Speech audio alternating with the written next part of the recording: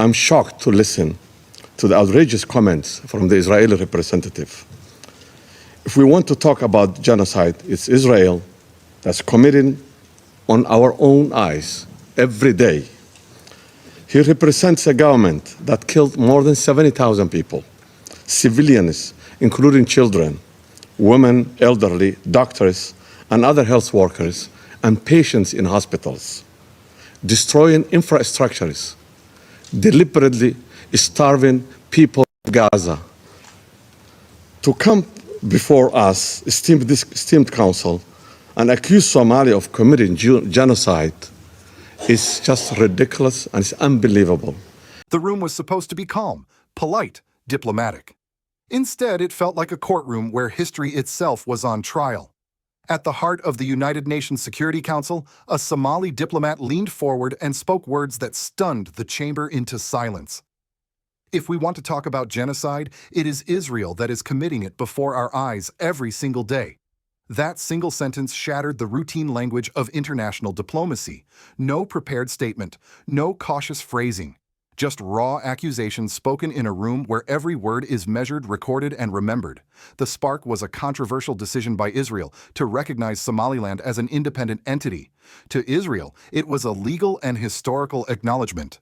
To Somalia, it was an assault on sovereignty, an open wound torn wider in front of the world. And to many African states, it felt like something even more dangerous, a precedent that could fracture an entire continent. As voices rose, the debate quickly moved far beyond borders on a map. Gaza entered the room. Accusations of mass civilian deaths destroyed hospitals, and deliberate starvation echoed under the UN's emblem. The Somali representative spoke not only as a diplomat, but as a man visibly shaken, challenging what he called selective history and moral hypocrisy. Then came the reactions. The African Union warned of a dangerous precedent. Egypt spoke of regional instability and terrorism, and the United States, carefully choosing every word, declined recognition while criticizing what it described as double standards inside the council itself. This was no longer just about Somaliland. It was about power versus principle, law versus lived reality, and whether international rules still mean the same thing when applied to Africa. So here is the question for you watching from home. When accusations of genocide are exchanged in the world's highest diplomatic chamber, who decides the truth and who pays the price when politics overtakes justice? Please share this video if you believe Africa's sovereignty deserves respect. Subscribe if you believe truth matters more than headlines. And most importantly, leave your thoughts in the comments because this debate is far from over and your voice matters. The confrontation did not begin with shouting.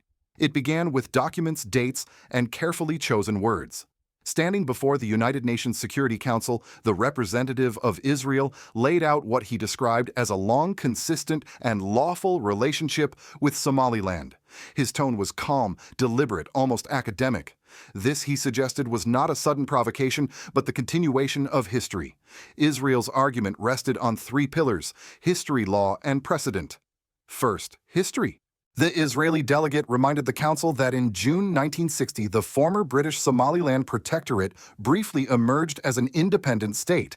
During those few days before its voluntary union with the Trust Territory of Somalia, Somaliland was recognized by 35 countries, including the United States, the United Kingdom, France, China, Egypt, Ethiopia, the Soviet Union, and Israel itself. According to Israel, Somaliland entered that union not as a province, but as a sovereign entity, exercising its right to self-determination. Second law, Israel asserted that Somaliland today meets the objective criteria for statehood under customary international law, specifically those outlined in the Montevideo Convention. The four conditions were listed one by one: a permanent population, a defined territory, an effective government, and the capacity to conduct foreign relations. For more than 3 decades, Israel argued Somaliland has satisfied all four. Since reasserting its sovereignty in 1991, after the collapse of Somalia's central government, Somaliland has operated entirely outside the authority of Mogadishu. It has held competitive elections, overseen peaceful transfers of power, and maintained relative security in a region often defined by instability. In contrast to the chaos that engulfed much of southern Somalia, Somaliland presented itself as an island of continuity and governance. Third precedent. Israel pointed to South Sudan, arguing that early recognition by individual states often precedes broader international consensus.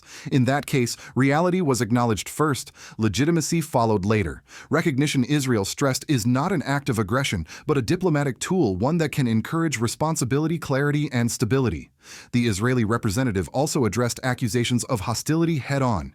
Recognition of Somaliland, he said, was not a move against Somalia, nor did it foreclose future dialogue between the parties. It was described instead as a sovereign decision taken in line with international law and long-standing diplomatic practice.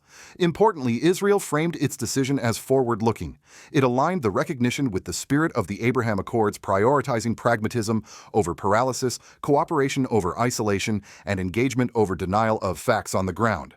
Somaliland, Israel claimed, had demonstrated a willingness to govern responsibly, secure its territory, and engage constructively with regional and international partners. Yet beneath the calm delivery lay an unavoidable tension.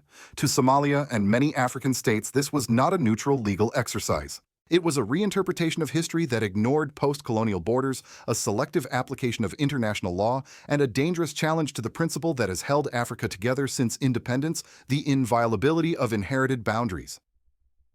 As the Israeli delegate concluded, the chamber was left with two competing realities, one defined by documents, conventions, and precedent, the other shaped by memory, unity, and fear of fragmentation. The stage was set not for a technical debate, but for an emotional and political reckoning that would soon erupt across the room. The temperature in the chamber changed the moment the Somali representative asked for the floor again. This time there were no legal citations, no carefully structured timelines. What followed was raw, unfiltered outrage spoken not only on behalf of a state, but on behalf of a people who felt publicly humiliated inside the world's most powerful diplomatic room. "I am shocked," the Somali representative began, his voice firm, but visibly strained. Shocked, he said, by what he called outrageous and unbelievable comments from the representative of Israel. Then came the line that froze the room once more. If genocide was to be discussed at all, he argued the world needed to look not at Somalia, but at Gaza. He accused Israel of killing more than 70,000 civilians, including children, women, the elderly, doctors, nurses, and patients inside hospitals. He spoke of destroyed infrastructure and the deliberate starvation of an entire population. To hear such accusations delivered calmly under the UN emblem was jarring. To hear them used as a moral counterweight to Israel's legal argument was explosive. How, he asked, can a government accused of these acts come before this council and lecture us about genocide, human rights, and morality? Then the argument turned personal and historical.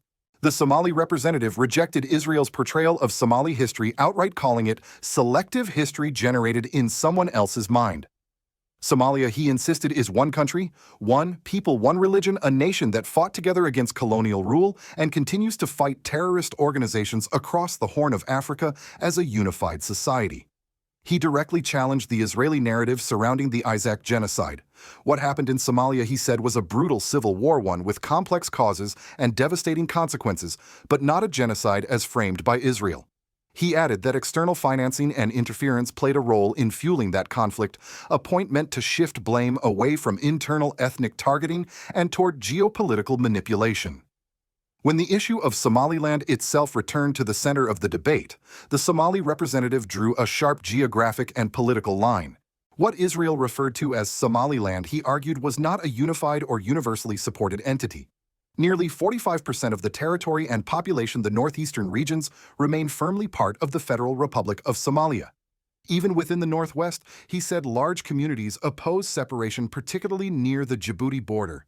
This is not self-determination, his tone implied. This is fragmentation. The chamber barely had time to breathe before another voice entered the conversation, measured, restrained, and unmistakably strategic.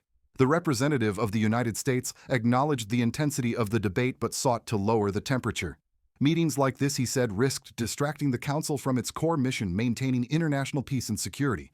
Israel, he reminded the room, has the same right to conduct diplomatic relations as any sovereign state. Then came a pointed observation. Earlier in the year, several countries, including members of the Council, had chosen to recognize a Palestinian state unilaterally. No emergency meeting had been called then. The implication was clear double standards were shaping the Council's priorities. On the matter of Somaliland, the United States made its position unmistakable. There would be no announcement, no recognition, and no change in American policy. But the pushback did not end there. The African Union followed with a stark warning. Any attempt to recognize Somaliland as an independent entity, it declared, violated the AU's founding principles, especially the sanctity of borders inherited at independence.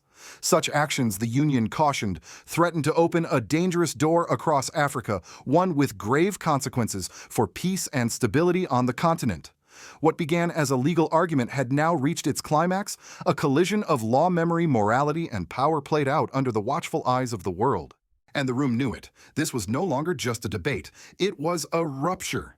As the voices in the chamber fell silent, the consequences of Israel's decision began to loom larger than the words that had been spoken. What unfolded next was not merely a continuation of diplomatic disagreement, but a sober reckoning with what recognition could mean for ordinary people and for an already fragile region. The African Union moved quickly to frame the issue in existential terms. Its representatives warned that recognizing Somaliland as an independent entity would strike at the very foundation of Africa's post-colonial order.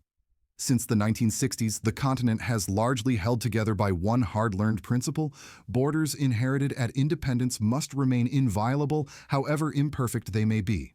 That principle, African leaders argue, prevented dozens of potential wars.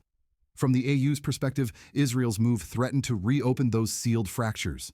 If Somaliland could be recognized unilaterally, what would stop similar claims elsewhere, claims rooted in grievance ethnicity or external sponsorship? The fear was not abstract. Across Africa, dormant separatist movements were watching closely, and civilians would inevitably be the ones caught between political ambition and armed confrontation.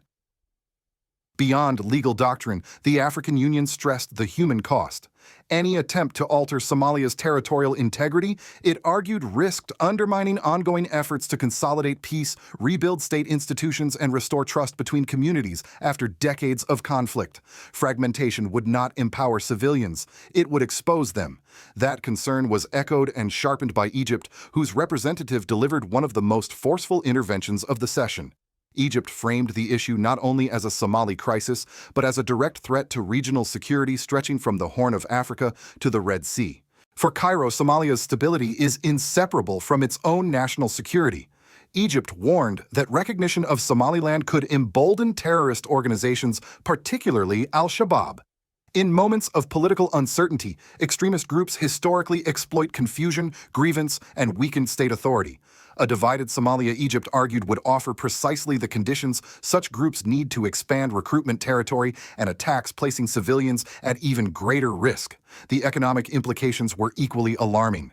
Instability in the Horn of Africa threatens critical maritime routes through the Red Sea, a corridor vital not only to regional economies, but to global trade.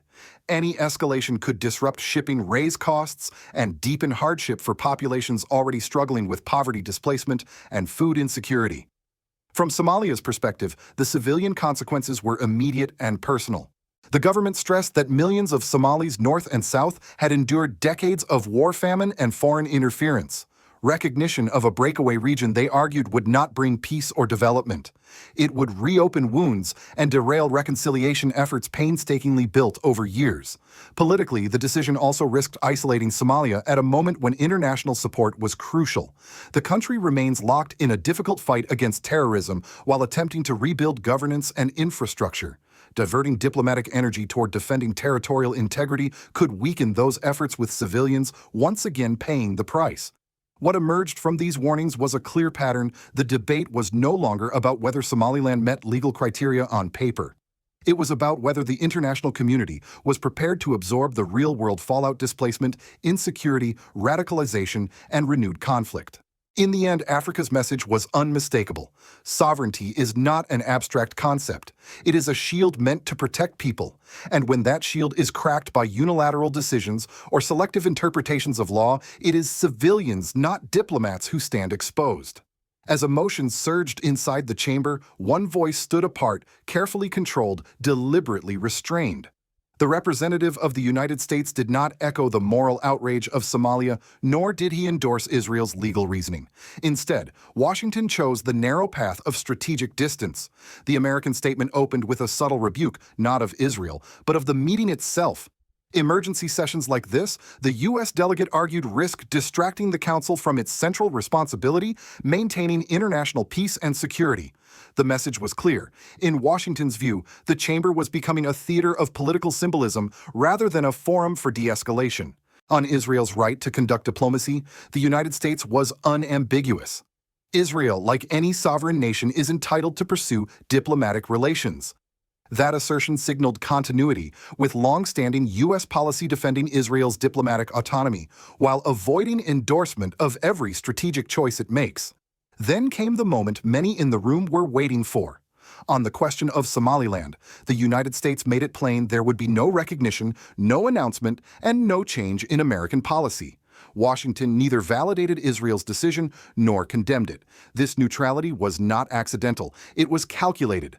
The U.S. delegate went further, introducing a comparison that unsettled many diplomats. Earlier in the year, several countries, including members of the Council, had unilaterally recognized a Palestinian state. No emergency meeting had been convened then, no urgent debate, no procedural outrage.